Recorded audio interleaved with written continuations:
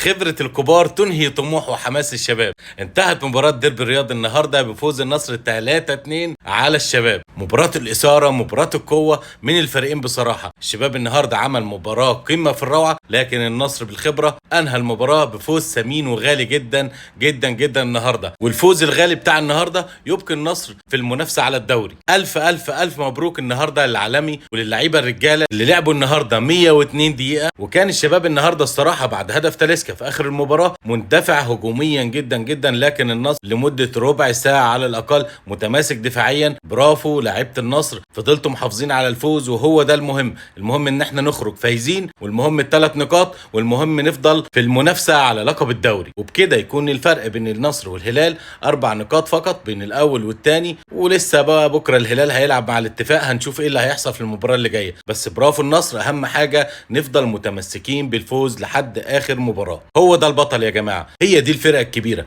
انك لو حتى مش في احسن احوالك، ولو الفريق اللي قدامك ضغط عليك وبيلعب كويس وندي ليك، تقدر في الاخر ان انت تطلع بالمكسب وتطلع بال3 نقاط. اهم حاجة لا عايزين تعادل ولا عايزين خسارة، لان التعادل بتفقد نقطتين والخسارة بتفقد 3 نقط. وانا شايف ان النقطتين والثلاثة الاتنين قريبين من بعض. الف مليون مبروك يا رجالة، الف مليون مبروك رجالة النصر الاقوياء النهاردة، برافو عليكم. الف مبروك لجمهور النصر، جمهور العالمي. تستاهلوا الفوز النهاردة بصراحة، تستاهلوا الفرحة. فوز عظيم جدا، هدف تاليسكا، تمريرة الخيبري النهارده عمال بيتطور كل يوم عن المباراة اللي قبلها. النهارده الخيبري في مباراتين متتاليتين بيقدم تمريرتين ساحرتين بينهي بهم المباراة اللي فاتت في مباراة الفايحة في دوري ابطال اسيا كانت تمريرته هي المفتاح للفوز بالمباراة، والنهارده تمريرته هي المفتاح للفوز بالمباراة. وبرافو تاليسكا ان انت اخدت مكان كويس، وان انت قدرت تفنش الهدف ده بصورة رائعة. وما تكلمنيش في اداء ولا تكلمني في فنيات، كلمني في الفوز، كلمني في ال3 نقاط. طول المباريات اللي جايه كلمني بس فقط على ال3 نقاط. وليد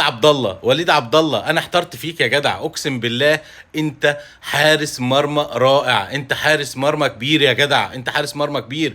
انا ليا 3 فيديوهات و3 مباريات بتكلم عن العظمه اللي بيقدمها وليد عبد الله يا جماعه. كل يوم بيثبت لنا ان هو حارس كبير كبير بجد، ان انت جاي من بعيد جدا وان انت تأدي الاداء ده. برافو عليك يا وليد، برافو عليك، اقسم بالله تستاهل كل خير. انت راجل سالك من جوه، وانت راجل فعلا بجد نصراوي حتى النخاع. تستاهل توفيق ربك ما بيجيش كده. انت راجل بتشتغل على نفسك كويس جدا، ما عندكش حقد من جوه، انت راجل صافي من جوه. عشان كده لما جات لك الفرصه ربنا وفقك ومطلعك افضل لاعب في المباراه. كل مباراه في المباريات اللي انت لعبتها كان نفسنا النهارده ان انت تطلع بشباك نظيفه، لكن مش مشكله، المهم المكسب يا وليد. وبرافو عليك، وانت بطل. وان شاء الله رب العالمين كل فيديو انا اعمله للنصر ان شاء الله اتكلم عنك يا وليد، واتكلم عن ادائك، واتكلم عن تركيزك. تستاهل، انت حارس مرمى كبير وربنا بيعوض. وللمره الالف مليون مبروك لجمهور العالمي، مليون مبروك للنصر العالمي. وان شاء الله رب العالمين ما زلنا في المنافسه، وباذن الله رب العالمين مش بعيد عن ربنا الدوري يكون في النصر باذن الله رب العالمين، وان شاء الله دوري ابطال اسيا في النصر باذن الله. شكرا لكم،